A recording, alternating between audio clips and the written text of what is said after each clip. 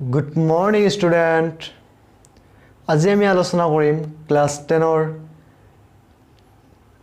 14 number lesson পৰিসংখ্যা। তে সাম আমাৰ আজি এইটো ভিডিও হ'ব লেকচাৰ 1 আৰু ইয়াতে ইন্ট্ৰোডাকচনেলি কিছুমান কথা কোৱা হ'ব যেটোত আমি শিকাম আজি মাধ্য কেনেকৈ উলাব লাগে। তো পলম নকৰি ভিডিওটো আৰম্ভ কৰিছো। Chapter 14 পৰিসংখ্যা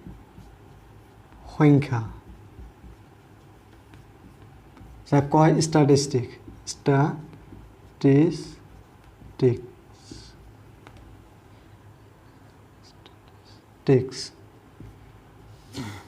বাস এটা কথা হল কি আমি প্ৰথমতে চাইলাম কি আমাক এটা কোৱেশ্চন কৰা হয় ইয়াতে আমি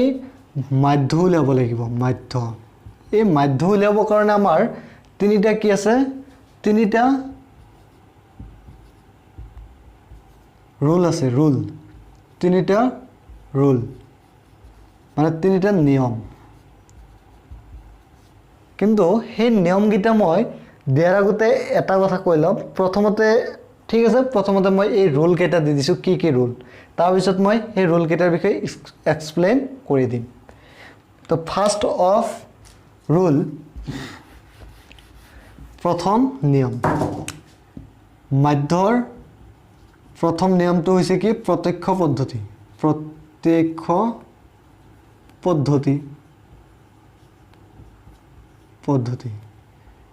এটোৰ সূত্ৰটো হৈছে কি sigma fi xi divided by sigma fi আৰু সকলোতকৈ ডাঙৰ কথাটো হৈছে কি বহুতে গম নাপায় যে এই চিনটোৰ নাম হৈছে কি sigma এই চিনটোৰ নাম কি sigma সো যদি তুমিও নজনা তেতিয়াহলে সাইডত পঢ়িয়াকৈ লিখিলো আছে sigma বুলি ক্লিয়াৰ এতিয়া আমি প্ৰথম সূত্ৰটো পালো কি x bar sigma fi xi divided by sigma fi তাৰ পিছতে দ্বিতীয় সূত্ৰটো কি দ্বিতীয় সূত্ৰটো হৈছে কি বিবেচিত মাধ্য পদ্ধতি বিবেচিত মাধ্য পদ্ধতি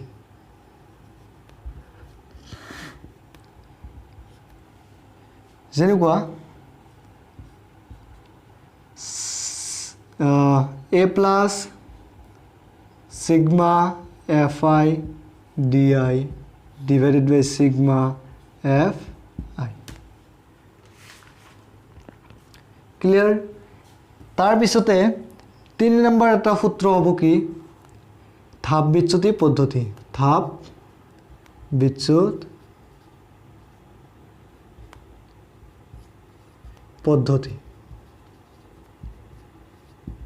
যেটো হ'ব কি a plus sigma fi ay divided by sigma fi into h এই তিনিটা হৈছে কি আমাৰ এই তিনিটা হৈছে কি প্ৰত্যক্ষ পদ্ধতি বিবেচিত মাধ্য পদ্ধতি ধাপ বিচ্যুতি পদ্ধতি এই তিনিটা পদ্ধতি ইউজ কৰি আমি কি উলিয়াব পাৰো মাধ্য উলিয়াব পাৰো তো এই তিনিটা সূত্ৰ লিখিলো এতিয়া কথাটো হল কি এই তিনিটা সূত্ৰত কেনেকৈ ইউজ কৰি আমি মাধ্য উলিয়াব পাৰিম তো আমি মাধ্য উলিয়াবলৈ এটা গণিত আমি পাতি লৈছো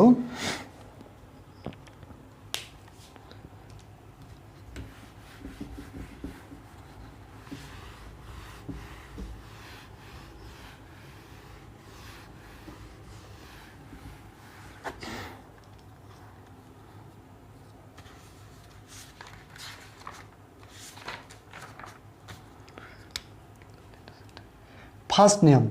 নিয়মৰ কাৰণে এটা গণিত পাতিছো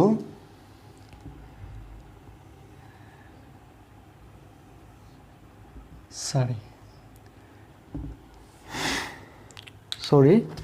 প্ৰশ্নটো নিলিখি মই এনসাৰ কৰিব ষ্টাৰ্ট কৰি দিছিলোঁ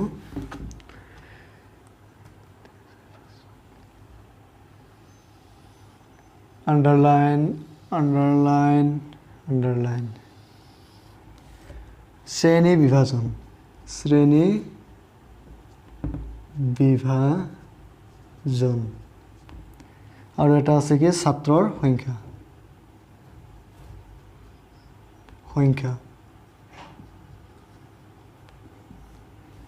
তাৰপিছত 10 ৰ পৰা 25 to 25 ৰ পৰা 40 তাৰ আছে ছাত্ৰৰ সংখ্যা 3 40 ৰ পৰা 55 ছাত্ৰৰ সংখ্যা 7 55 ৰ পৰা 70 ইয়াতে ছাত্ৰৰ সংখ্যা হৈছে 6 70 ৰ পৰা 85 ছাত্ৰৰ সংখ্যা হৈছে 6 85 ৰ পৰা 100 ইয়াত ছাত্ৰৰ সংখ্যা হৈছে 6 ছাত্ৰৰ সংখ্যা হৈছে 6 তো আমাক দিছে প্ৰশ্ন এটো কৈছে যে উলিওৱা কৈছে যে মাধ্য উলিওৱা তেতিয়ালে কি কৰিব লাগিব আমি ৰোল দি দিছিলো তিনিটা ৰোল ব্যৱহাৰ কৰি আমি কি উলিয়াব পাৰিম এইটো প্ৰশ্নৰ এনসাৰ উলিয়াব পাৰিম সো মই ফাৰ্স্ট ৰোলটোৰে এইটো প্ৰশ্নৰ উত্তৰ উলাই দিছো ফাৰ্স্ট ৰোলটোৰ নাম কি আছিল মনত কৰা প্ৰত্যক্ষ পদ্ধতি তো প্ৰত্যক্ষ পদ্ধতিৰ সূত্ৰটো কি আছিল প্ৰত্যক্ষ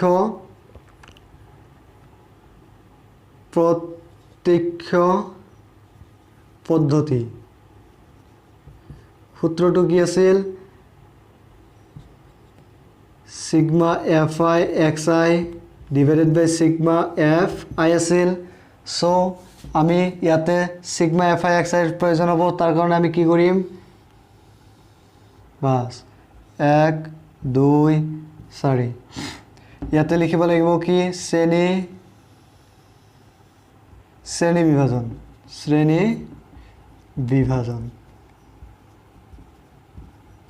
ইয়াতে লিখিব লাগিব ছাত্ৰৰ সংখ্যা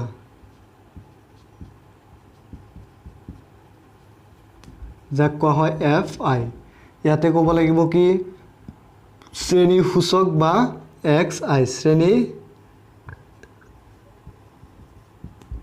সূচক বা xi বুলিও লিখিব পাৰি ইয়াতে লিখিব লাগিব কি ফাৰ্স্ট ৰোলৰ কাৰণে fi xi ক্লিয়াৰ তো বাস ইয়াতে লিখিব লাগিব 10 ৰ পৰা 25 লৈ 25 ৰ পৰা 40 লৈ 40 ৰ পৰা 55 লৈ 55 ৰ পৰা 70 লৈ 70 ৰ পৰা 85 লৈ 85 ৰ পৰা 100 লৈ ক্লিয়াৰ তো আমি এটো শ্ৰেণী বিভাজন ইয়াতে যেনেকুৱাকৈ দিয়া আছে আমি হেনেকুৱাকৈ লিখি লৈছো এতিয়া আমি ইয়াতে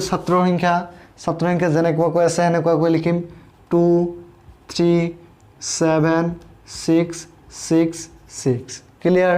এতিয়া আমি কি লিখিম শ্ৰেণী সূচক তো শ্ৰেণী সূচক আমাক যেনেকুৱাকৈ দিয়া আছে আমি হেনেকুৱাকৈ লিখিম নহয় কিয়নো শ্ৰেণী সূচকটো আমাক দিয়া নাই সো আমি এতিয়া কি কৰিব লাগিব শ্ৰেণী সূচক উলিওৱাৰ নিয়মটো হৈছে কি শ্ৰেণী বিভাজনৰ নিম্নসীমা প্লাস উচ্চসীমা তাৰ মানে টোটালি ক'ব গলে ইয়াৰ মাজৰ 10 plus 25 divided by 2 10 plus 25 divided by 2 but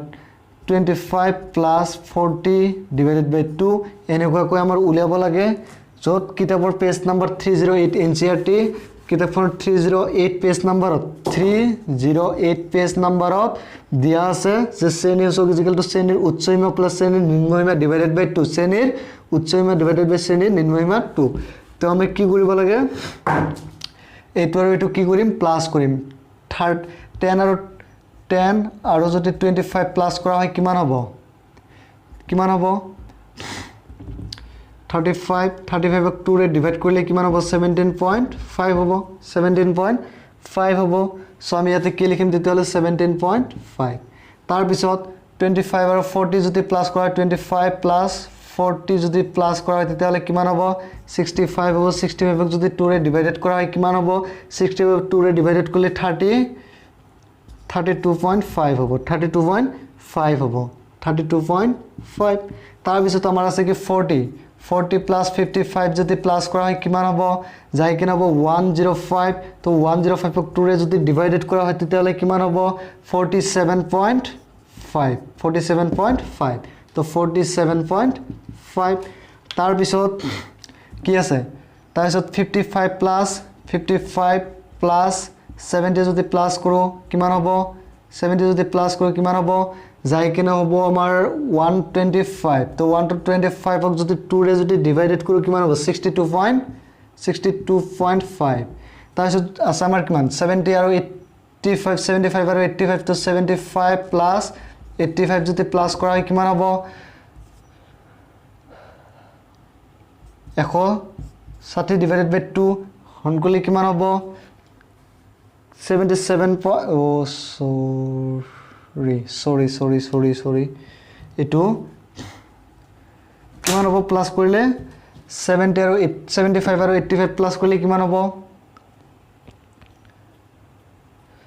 10 10 শূন্য হাতত থাকিল 1 7 10 15 16 2 ৰে হৰণ কৰিলে 8 4 শূন্য 80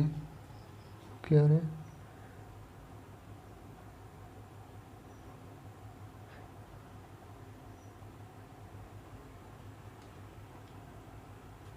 sorry ইয়াতে 75 নে 70 আছে ইয়া 70 সো সেই কাৰণে আমাৰ आंसर মিলান তো কিমান হ'ব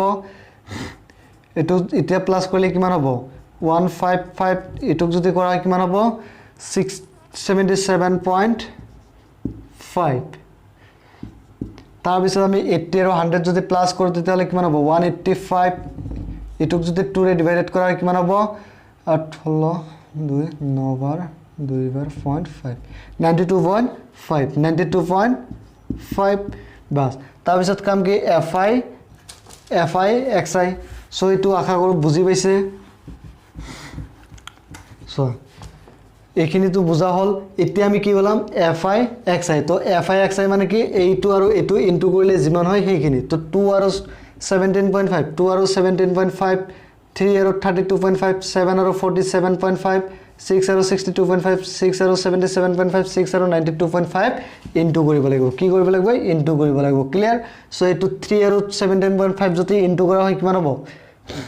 7.5 ৰ লগত যদি 2 ইনটু কৰা হয় কিমান হ'ব 35.0 হ'ব 35.0 হ'ব সো আমি কি কৰিম এটা 35.0 বুলি লিখি থলো তাৰ পিছত যদি 3 আৰু 32.5 যদি ইনটু কৰা হয় কিমান হ'ব 97.5 হ'ব তাৰ পিছত 7 আৰু যদি 47.5 যদি ইনটু কৰা হয় তেতিয়ালে কিমান হ'ব 332.5 হ'ব তাৰ পিছত 6 আৰু 62.5 যদি ইনটু কৰা হয় কিমান হ'ব 375.0 হ'ব তাৰ পিছত 6 আৰু যদি 77.5 ইনটু কৰা হয় কিমান হ'ব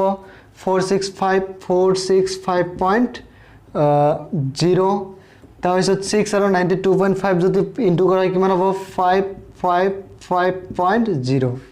ক্লিয়াৰ সো এতিয়া আমাৰ কাম কি এইখিনি বুজি পাইছা তাৰ মানে কি কৰিছো আমি এটুৰ এটুক ইনটু কৰিছো দেখুৱাই দিছো এবাৰ তাৰ পিছত লিখিছো কাৰণ গোটেইটা নেকে দেখুৱাই কৰিব লগলে বহুত ডাঙৰ হ'ব ভিডিওটো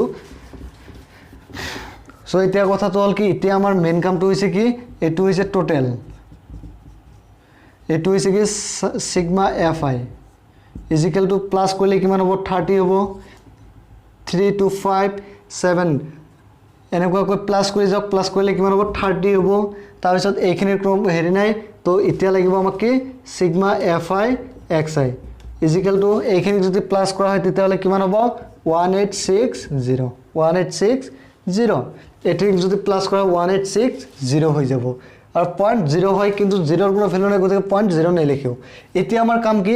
এইখিনি বস্তু আমাৰ হৈ গল মানে প্রত্যক্ষ পদ্ধতিতে আমি মাধ্য উলিয়াবলৈ শিকি গলো এতিয়া আমি প্রত্যক্ষ পদ্ধতিটো বহাইলাম প্রত্যক্ষ পদ্ধতি কি আছিল সিগমা fi xi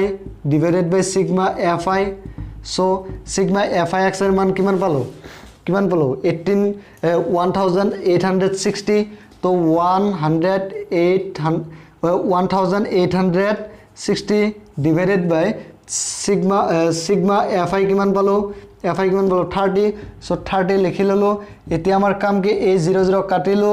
এই 3 ৰে 3 কে একবাৰ 3 ৰে 18 যায় 6 বাৰ এক যায় 2 বাৰ 6 যায় 2 বাৰ সো आंसर হল কিমান 62 তাৰ মানে মাধ্য ইজ ইকুয়াল টু 62 তো ভিডিওটো কেনেকুৱা লাগিছে বুজি পাইছা না নাই যদি বুজি পাইছা তেতিয়া হলে এটা লাইক কৰি দিয়া আৰু যদি বুজি পোৱা নাই তেতিয়া হলে তলত কমেন্ট বক্সত কমেন্ট কৰি কৈ দিবা যে কি বুজি পোৱা নাই আৰু আমাৰ ডেসক্ৰিপচন বক্সত আমাৰ WhatsApp গ্ৰুপ টেলিগ্ৰাম চেনেলৰ লিংকটো থাকি যাব তাতেও কমেন্ট কৰি জানিব পাৰিবা তো এতিয়া কথাটো হল কি এটো হল লেকচাৰ 01 সো আমি লেকচাৰ 2 লেকচাৰ 3 লেকচাৰ 5 এনেকুৱা যিমানটা লেকচাৰ বনাব লাগে বনাম কাৰণ ভিডিওটো একেবাৰে কম সময়ত আমি বনাই দিছো এটা নিয়ম যদি গোটেইটা নিয়ম এটা ভিডিওতে বনাই দিও তেতিয়া হলে